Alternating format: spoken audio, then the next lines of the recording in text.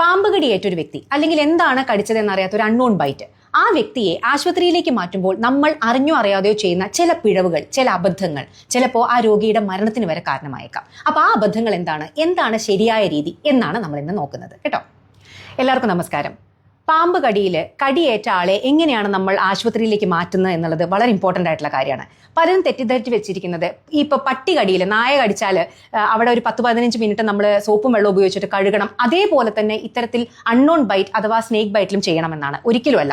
ഇതൊന്നുമല്ല snake ബൈറ്റിലോ unknown ബൈറ്റിലോ നമ്മൾ ചെയ്യേണ്ട ഫസ്റ്റ് എയ്ഡ്. അപ്പോൾ ഇന്ന് നമ്മൾ ചർച്ച ചെയ്യുന്നത് എന്താണ് ഒരു പേഷ്യൻറ്റിനെ കടി കിട്ടിയ അല്ലെങ്കിൽ സംശയമുള്ള ഒരു പേഷ്യൻറ്റിനെ ആശുപത്രിയിലേക്ക് മാറ്റുന്നതിന് മുമ്പ് നമ്മൾ ശ്രദ്ധിക്കേണ്ടതെന്നുള്ളതാണ്.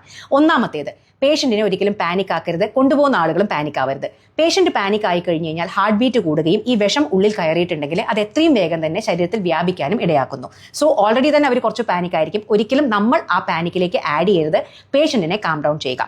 2, എവിടെ നിന്നാണോ കടി കിട്ടിയത് ആ ഭാഗത്ത് അതേ പൊസിഷനിൽ പേഷ്യൻറ്റിനെ ഇമ്മൊബിലൈസ് ചെയ്യണം. ഒരിക്കലും നടക്കാൻ സമ്മതിക്കരുത്. നടക്കും തോറും ഇപ്പം നമ്മുടെ മസിലുകൾ പ്രവർത്തിക്കുകയും ഇപ്പം കാലിലാണ് കടി കിട്ടിയെന്നുണ്ടെങ്കിൽ നമ്മൾ നടന്നു കഴിഞ്ഞാൽ അത് അത്രയും വേഗം തന്നെ ഹൃദയത്തിലേക്ക് ആ വിഷം എത്തുകയും ആ ഹൃദയം പമ്പ് ചെയ്ത് ശരീരത്തിലേക്ക് മുഴുവൻ വ്യാപിക്കുകയും ചെയ്യുന്നു. സോ ഒരു കാരണവശാലും നടക്കരുത്, ഇമ്മൊബിലൈസ് ചെയ്യണം. 3-മത്തേത്, പൊസിഷനിങ്. ഒരു കാരണവശാലും പേഷ്യൻറ്റിനെ കിടത്തരുത്. നമ്മുടെ ഒരു സ്വാഭാവികമായിട്ടുള്ള ടെൻഡൻസി പറഞ്ഞാൽ പേഷ്യൻറ്റിനെ കിടത്തും. ചില ആളുകൾ കാല് പൊക്കിയും വെക്കും. ഇപ്പോൾ കാലിലാണ് കടി കിട്ടിയെന്നുണ്ടെങ്കിൽ ഒരു കാരണവശാലും അത് ചെയ്യരുത്. അതെന്തുകൊണ്ടാണ് പറയണത് വെച്ച് കഴിഞ്ഞാൽ അധിക കടികളും കാലിലായിരിക്കും. നമുക്ക് എവിടെയാണോ കടി കിട്ടിയത് അത് നമ്മുടെ ഹൃദയത്തിൻ്റെ പൊസിഷന് താഴെ വരണം. അഥവാ നമ്മൾ കിടത്തി കാല് പൊക്കിക്കഴിഞ്ഞാൽ ആ കടി കിട്ടിയ ഭാഗത്തെ വിഷം രക്തത്തിലൂടെ എത്രയും വേഗം ഹൃദയത്തിലേക്ക് എത്താനാണ് അത് കാരണമാവുക.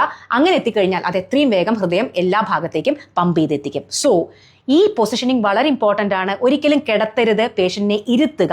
കാലിലാണോ കയ്യിലാണോ എവിടെ കടി കിട്ടിയാലും ആ കടി കിട്ടിയ ഭാഗം നമ്മുടെ ഹൃദയത്തിൻ്റെ നെഞ്ചിൻ്റെ താഴ്ഭാഗത്ത് വരുന്ന രീതിയിൽ പേഷ്യൻറ്റിനെ അപ്രൈറ്റ് ആയിട്ട് ഇരുത്തുകയാണ് വേണ്ടത്.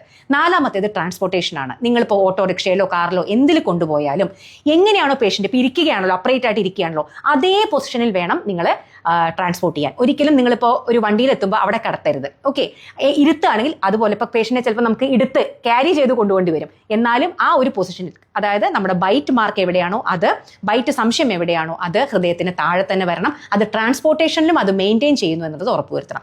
ഏറ്റവും അവസാനം പറയാനുള്ളത്, എത്രയും വേഗം ആൻറ്റി സ്നേക്ക് വെനമുള്ള ഒരു ആശുപത്രിയിലേക്ക് എത്തിക്കുക എന്നുള്ളതാണ് ഏറ്റവും വേഗം ചെയ്യാനുള്ളത്. ആ പ്രോസസ്സ് ഈ പറയുന്ന കാര്യങ്ങളൊക്കെ ശ്രദ്ധിക്കുക. വീണ്ടും പറയുന്നു, സർപ്പ ആപ്പ് ആരെങ്കിലും ഡൗൺലോഡ് ചെയ്തിട്ടില്ലെങ്കിൽ എല്ലാവരും ഡൗൺലോഡ് ചെയ്യണം. SARPA. അതിൽ നിങ്ങൾക്ക് നിങ്ങളുടെ വീടിൻ്റെ അടുത്ത് എവിടേക്കാണ് ആൻറ്റി സ്നേക്ക് വെനമുള്ള ആശുപത്രികൾ എന്നുള്ള ലിസ്റ്റ് കംപ്ലീറ്റ്ലി അവൈലബിൾ ആണ്.